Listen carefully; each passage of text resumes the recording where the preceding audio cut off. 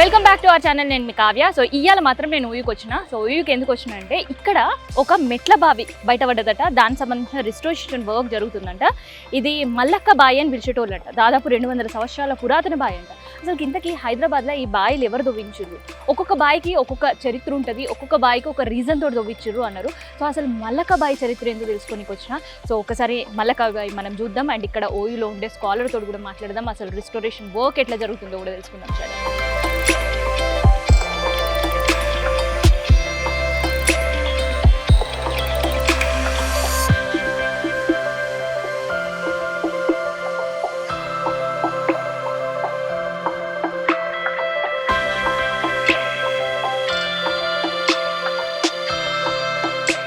So ఇప్పటిదాకా మనం మెట్ల బావి దిగి చూసినాం. మెట్ల బావి ఎంత ముద్దుగా ముస్తాబ్ చేస్తారో, రెనోవేషన్ వర్క్ అయితే ఆడ జరుగుతుంది.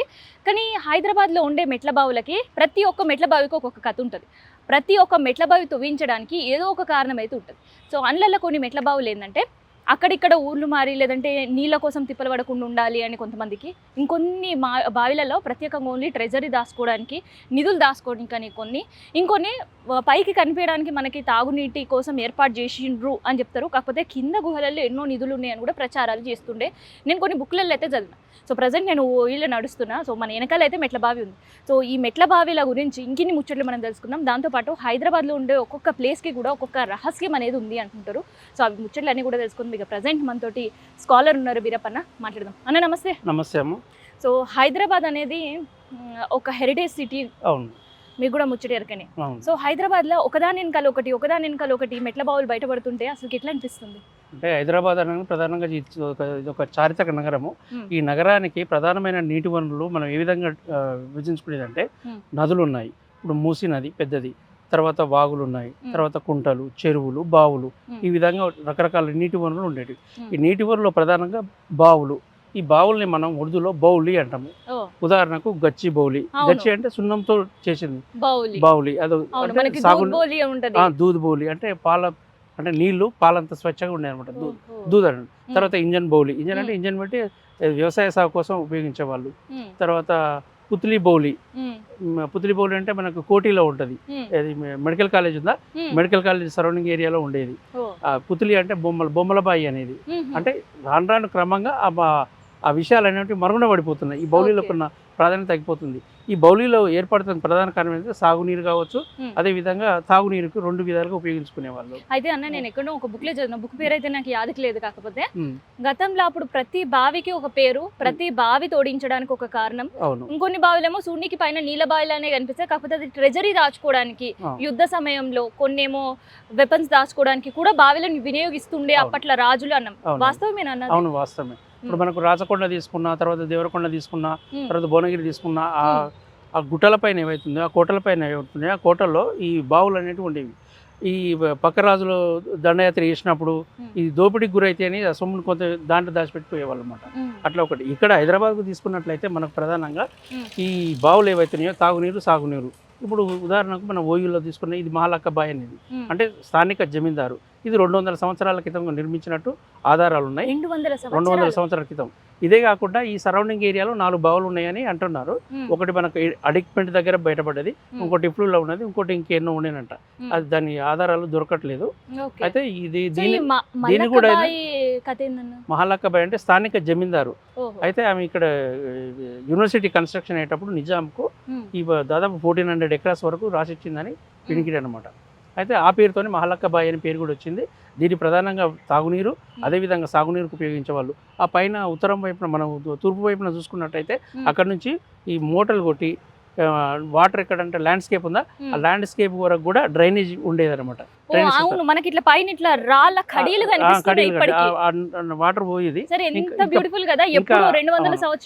ఇంకా మీరు అటు పక్క అక్కడ నిలబడ్డ లెఫ్ట్ సైడ్ లో ఒకటి మ్యాన్ హోల్ లాగా ఉన్నది. ఆ మ్యాన్ హోల్ లోకి వాటర్ పోయి ఇక్కడ నుంచి కింద పైపులు వేస్తూ ఎక్కడి వరకు పోయేటి అనమాట. ఇవన్నీ ఎక్కడికో పోయేటి అంటే కొద్ది దూరం వరకు పోయి అది సాగునీరు ఉపయోగించేవాళ్ళు.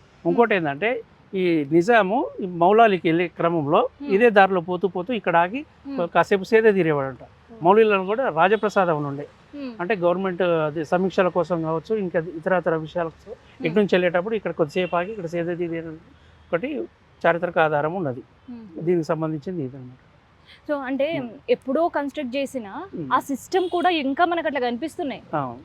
అంటే ప్రధానంగా హెరిటేజ్ సైట్గా గుర్తించి దీనికి ఫస్ట్ రమేష్ కల్పన అనే ఆమె దీని మీద రీసెర్చ్ చేసి ఫస్ట్ బన్సిలాల్పేటలో వెల్లుగు తీసుకొచ్చారు. తర్వాత ఇక్కడ మన గోల్కొండ టూమ్స్లో తీసుకొచ్చారు. తర్వాత ఇక్కడ నెక్స్ట్ అడిక్మెంట్ దగ్గర జరుగుతున్నది. అదేవిధంగా చుట్టుపక్కల ఇంకెక్కడ ఉన్నాయని చెప్పి ఇంకా రీసెర్చ్ జరుగుతుందన్నమాట. వాస్తవానికి ఏంటంటే ఈ కల్చర్ అనేది ఇప్పటి నుంచి వచ్చింది కాదు, మనకు హరప్పన్ సివిలైజేషన్ నుంచే వచ్చింది.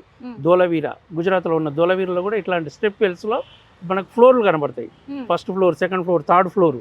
ఇప్పుడు ఇక్కడ మనకు సింగిల్ ఫ్లోర్ కనబడుతుంది. అంటే మన మధ్యలోకి వెళ్ళి ఫ్లోర్ లాగా ఉండేది అనమాట. తర్వాత మొహంజదారోలో కూడా ఉండేది. రాజస్థానీ భాషలో దీన్ని బౌరి అనేది, తర్వాత గుజరాతీ భాషలో వావిరి అనేది, రాణికా వావ్ అనేది 2 years బ్యాకే ఇది యునెస్కో వాళ్ళు గుర్తించారు. ఇప్పుడు చాలా ఫేమస్ అనమాట. అది 2 story బిల్డింగ్ లాగా నిర్మితమైంది. అంటే అద్భుతమైన కళా నైపుణ్యం అందులో కనపడుతుంది మనకు. ఇప్పుడు సైంటిఫికల్ రీజన్ కూడా ఉంటుంది అనమాట. ఇక్కడ కూడా ఏంటంటే మనకు తూర్పు వైపున పశ్చిమ వైపున 2 రకాల మెట్లు ఉండేవి, 2 వైపుల మెట్లు. అయితే అటుపక్కన రోడ్డు విస్తరణ ఏమైందంటే అది క్రమంగా క్లోజ్ అయిపోయింది. అంటే ఇక్కడ కూడా అటువైపు నుంచి వచ్చేది, ఇటువైపు నుంచి పోయేది అనమాట. 2 వైపుల నుంచి పోయేది. ఇప్పుడు ఒక వైపు నుంచి మాత్రమే ఉండలేదు. అయితే ఇక్కడ కూడా మనం చూస్తుంటే ఒక ఫస్ట్ ఫ్లోర్ లాగా ఉంది. అంటే దానికన్నా ఇట్లా టూమ్స్ డిజైన్. ఇది ఏంటి ఆర్కిటెక్చర్ అంటే నిజాం టైంలో ఉన్నటువంటి ఇండో పర్షియన్ అది స్టైల్ ఏదైతుందో అదే స్టైల్లో ఇక్కడ కూడా వాడడం జరిగింది. ఇంకోటి దాని కన్స్ట్రక్షన్కు మనం డంగ్ సున్నం అంటాం.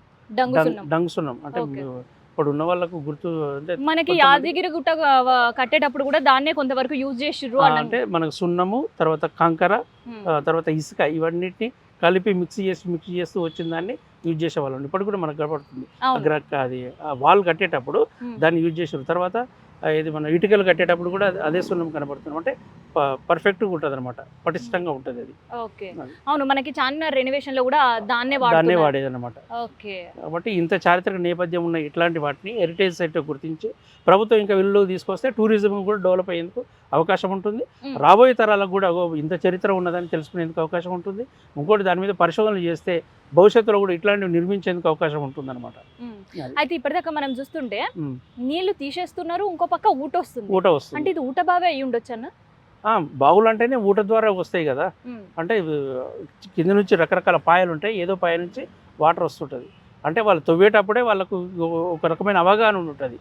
పైనుంచి వాగులు ఎట్లా పోతున్నాయి, ఈ వాటర్ ఎట్లా ఉన్నదని చెప్పి ఒక సైంటిఫిక్ రీజన్తో వాళ్ళు ఆ ప్లేస్లో తవ్వడం వల్లనే ఇక్కడ వస్తుందని ఉద్దేశంతోనే తవ్వి పెట్టుకుంటారు అనమాట. అది ఇప్పటి మనం బోర్లు వేస్తే అవి ఎన్ని ఫీట్లకు నీళ్ళు వస్తున్నాయి ఎవరికి తెలియదు. పోనీ కొంచెం వాటర్ వచ్చినా ఇది వాటర్ కాదని మళ్ళీ ఇంకా లోపలికి వేసే పరిస్థితి.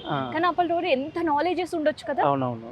అంటే భూగర్భ జలాలు అప్పుడు కొంచెం పైకే ఉండేది, అది ఒకటి. ఇప్పుడు ఉన్నటువంటి పరిస్థితి అప్పుడు లేదు కదా.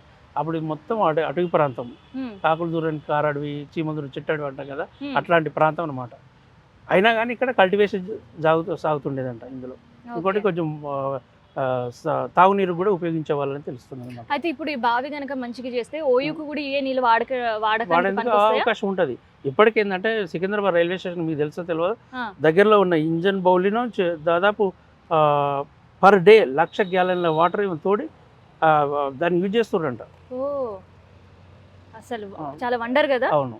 సో ఇట్లాంటివి ఒక హెరిటేజ్ సిటీలో ఇట్లాంటి మెట్ల బావులు ఇంకా ఈ రీసెర్చ్ లో ఎన్ని బయటపడే అవకాశం ఉంటుందన్న? అంటే చెప్పలేం మరి, అది చారిత్రక లోతుగా పరిశోధన చేస్తే తప్ప ఇంకెక్కడెక్కడ ఉన్నాయి అనేది తెలియదు అనమాట.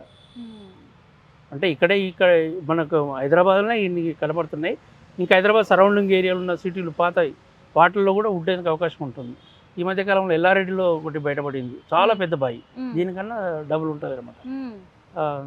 తర్వాత ఇట్లా ఈ మధ్య ఒక్కొక్కటి వెలుగులోకి వస్తుంది అనమాట. సో మొత్తానికైతే స్టెప్ వెల్ ఇక్కడ ఓయిల్ ఇంకా కూడా ఉండే మొత్తం కనుమరుగైపోయినాయి అని అన్నారు, అది వాస్తవమేనా? అంటే మన చారిత్రక ఆధారాలను బట్టి ఉన్నాయి అని తెలుస్తుంది. అప్పుడు చూసిన వాళ్ళు లేరు, ఏం లేరు. కానీ ఇఫ్లూలో ఉండి పోయింది అంటారు, ఇంకోటి ఇక్కడ లోపల ఎక్కడ ఉండి అది పోయింది అంటారు. ప్రజెంట్గా అయితే మనకు 2 కనబడుతున్నాయి, అడిక్మెట్ ఒకటి, ఇదొకటి. ఓకే, సో ఇదనమాట హైదరాబాద్ స్టెప్ వెల్. అండ్ దాంతోపాటు హైదరాబాద్లో గతంలో బావులు ఉండేవి ఇప్పుడు కనిపించట్లేవని గచ్చిబౌలి కావచ్చు అట్లా బౌలీలే ఇండికేట్ చేస్తున్నాయి. సో మరి దాన్ని ఎప్పుడు రిస్టోరేషన్ వర్క్ గవర్నమెంట్ స్టార్ట్ చేస్తుందని తెలియదు. కాకపోతే రిస్టోరేషన్ వర్క్ అయితే ఇక్కడ ఓయూలో ఉండే దాటిని స్టార్ట్ అయింది.